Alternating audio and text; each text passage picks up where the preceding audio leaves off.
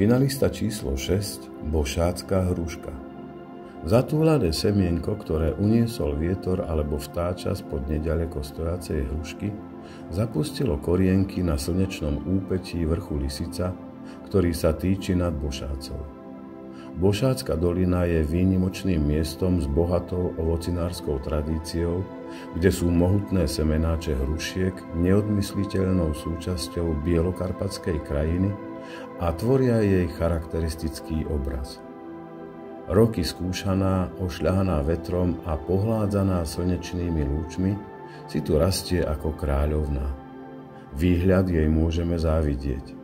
Od Inovca až po Veľkú Javorinu sleduje deň čo deň dianie v obciach a mestách celého regiónu.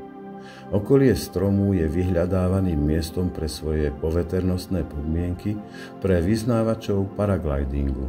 Každý rok sa tu súťaží v lietaní historických modelov lietadielok a práve hruška je významným orientačným bodom a na jej vrchole býva umiestnená vlajka.